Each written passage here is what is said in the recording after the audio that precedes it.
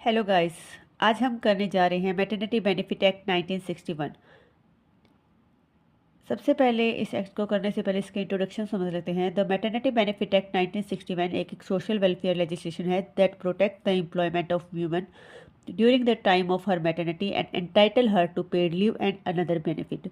यानी जो इस एक्ट का ये एक सोशल वेलफेयर लेजिस्लेशन है जो प्रोटेक्ट करता है वुमेंस की एम्प्लॉयमेंट को और इंश्योर करता है उनकी पेड लीव और अदर बेनिफिट्स को। कब? जब उनका मैटरनिटी टाइम चल रहा है, ड्यूरिंग उस टाइम पे ये उन चीज़ को इंश्योर करता है।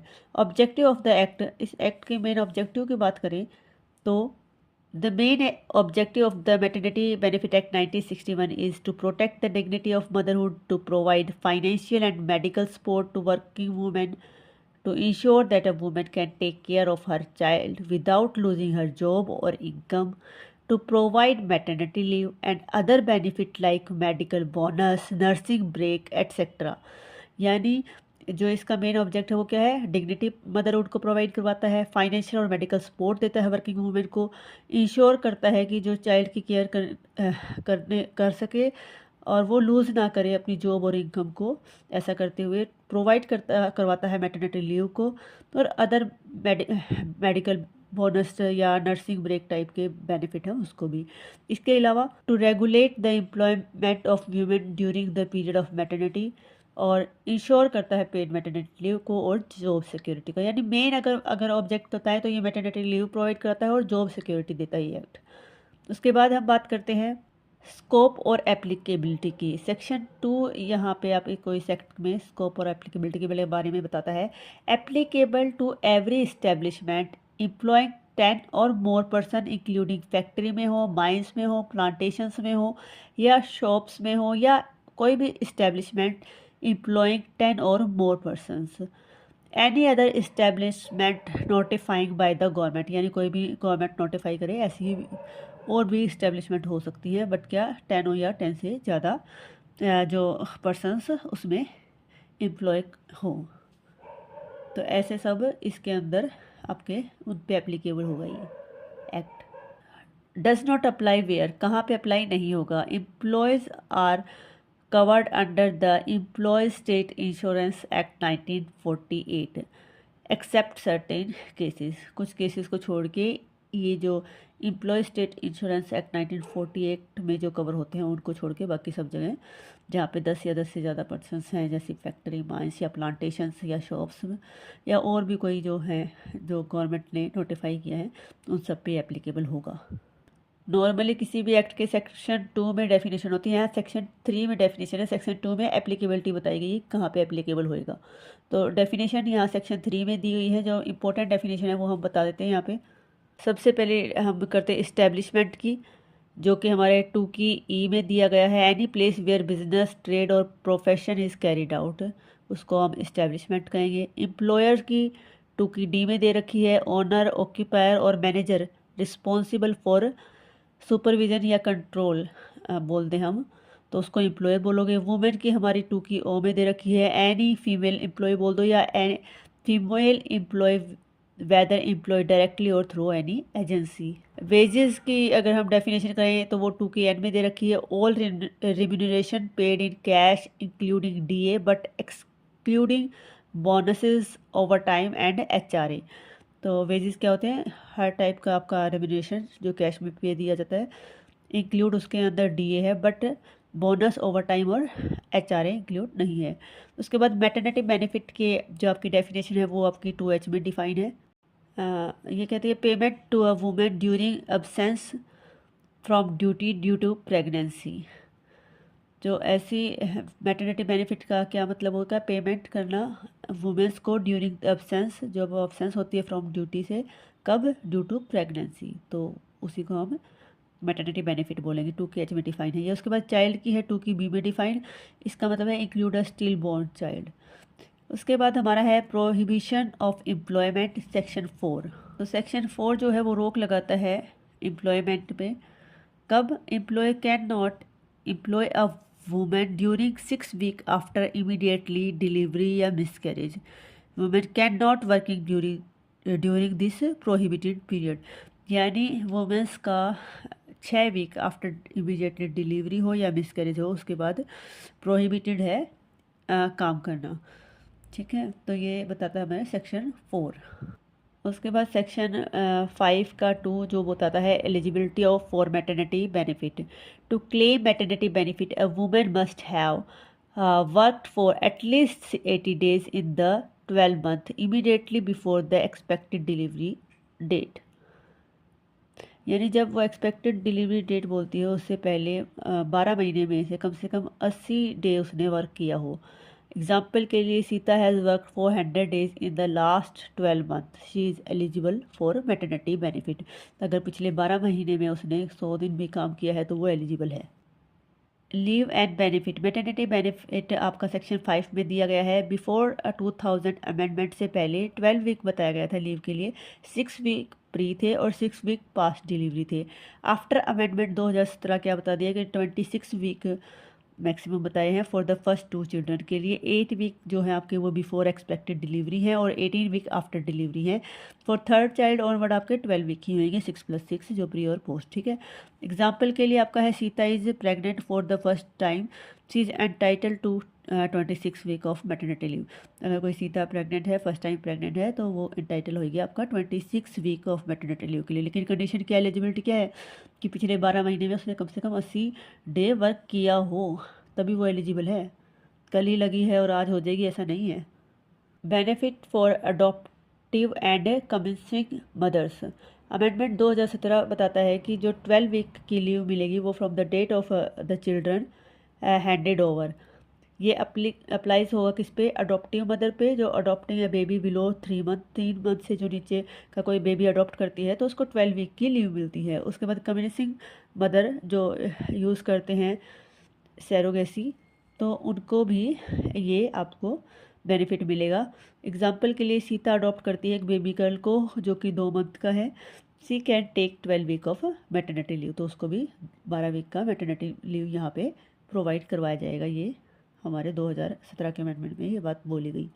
उसके बाद सेक्शन 8 बताता है आपका मेडिकल बोनस के बारे में, जो कि if no free medical care is provided, कोई भी आपको फ्री मेडिकल प्रोवाइड नहीं करवाई जाती तो कम से कम 3500 रुपये का आपको इफ़ नो प्री नेटल और postnatal care is provided by employer, तो ये देना होगा। उसके बाद नर्सिंग ब्रेक की बात करें जो सेक्शन 11 में बात की गई है, ब्रेक पर डे अलाउड, तो 2 ब्रेक जो है वो पर डे अलाउड करेंगे for nursing until the child is 15 month old. जब तक वो 15 मंथ का नहीं हो जाता तो 2 ब्रेक दिन के अंदर, जिसको हम नर्सिंग ब्रेक बोलेंगे, वो प्रोवाइड करवाए जाएंगे किसके लिए, चाइल्ड की केयर के लिए। उसके बाद लीव फॉर मिसकैरेज और ट्यूबटोमी जो सेक्शन 9 और 9A में बताई गई है, तो इसमें बताया गया है कि 6 वीक लीव आफ्टर मिसकैरेज मिलेगी और 2 वीक लीव आफ्टर ट्यूबटोमी ऑपरेशन आपको यहाँ पे प्रोवाइड की गई है।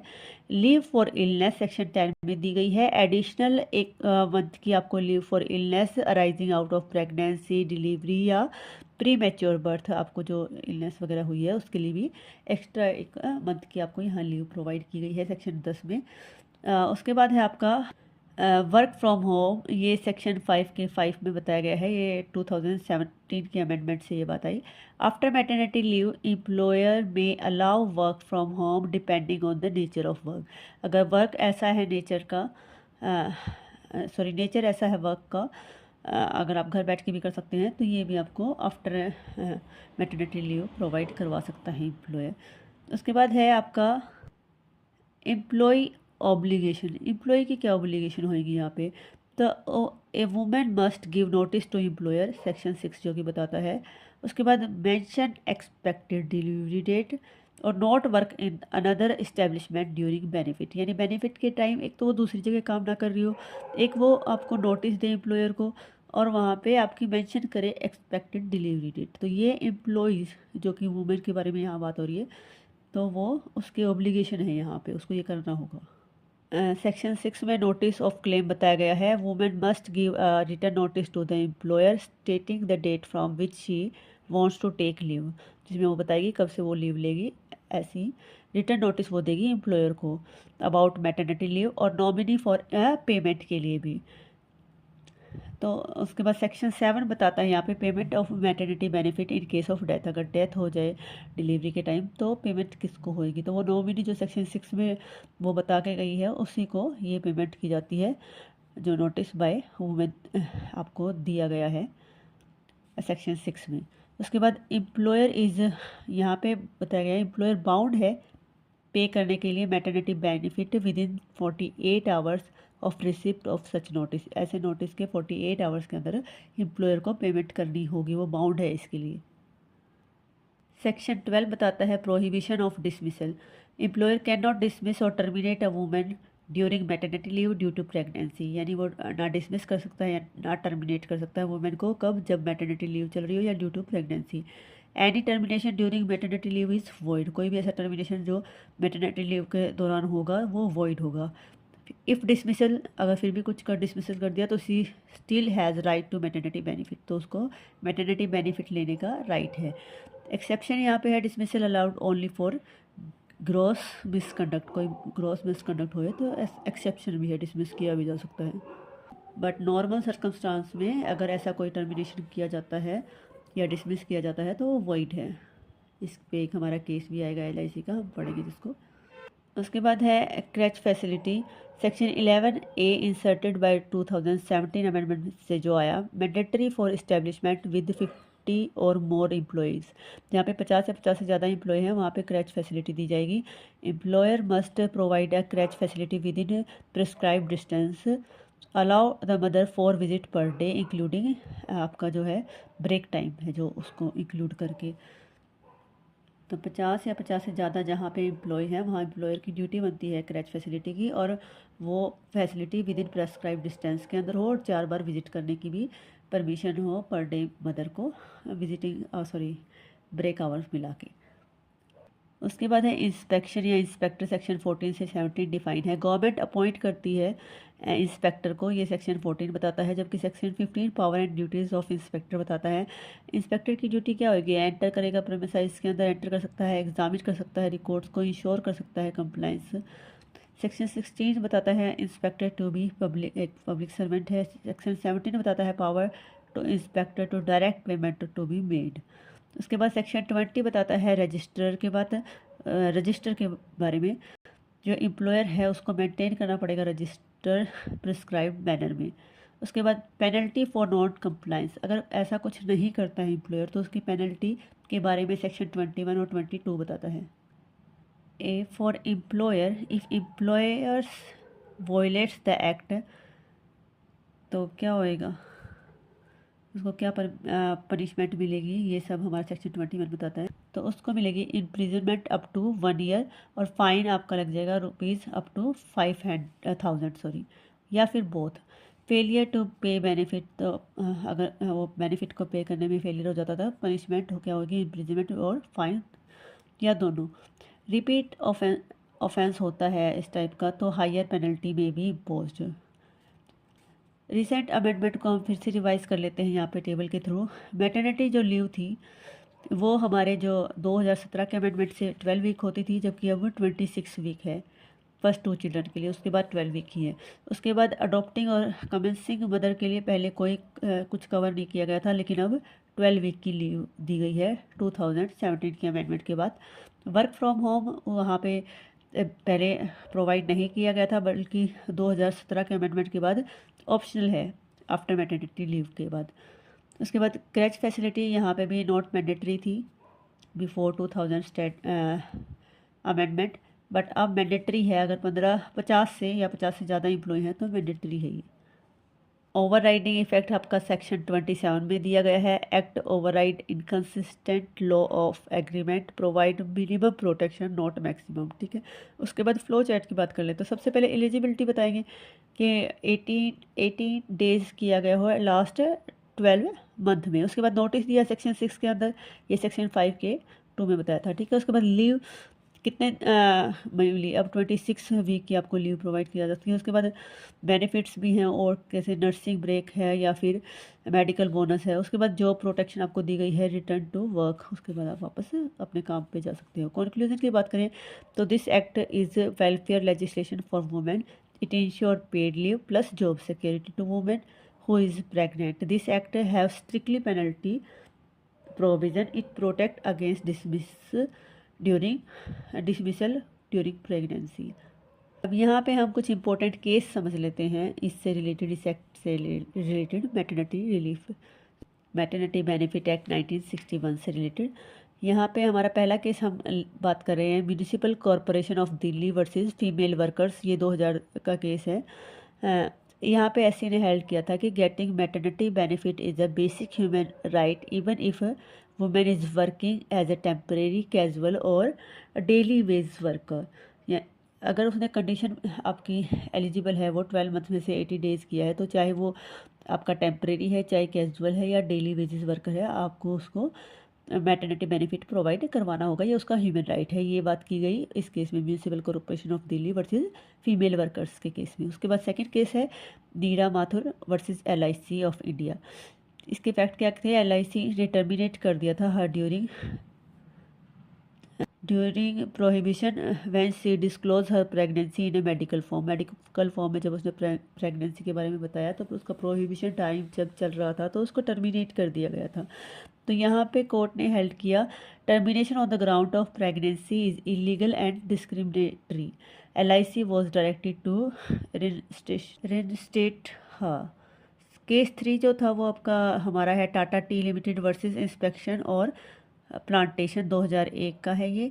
यहाँ पे फैक्ट थे a female worker was denied maternity leave for miscarriage. यहाँ पे डिनाई कर दिया था मिसकैरेज पे।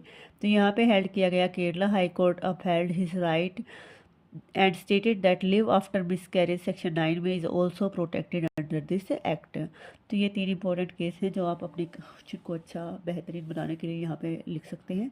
तो एक बार क्विक रिवीजन ले लेते हैं। हमारा ये क्या था? मैटरनिटी बेनिफिट 1961 है जिसको असेंट मिली हमें 12 सितंबर 1961 को। इन्फोर्स में आया ये 12 दिसंबर 1961 को। एक्सटेंड है ये all over the India. Total इसके अंदर 30 सेक्शन है। रिपील करके आया ये किसको? The mines maternity benefit act 1941 को। वैसे इसमें 30 सेक्शन है बट 5 के बाद 5A 5B भी है और 9 के साथ 9A है।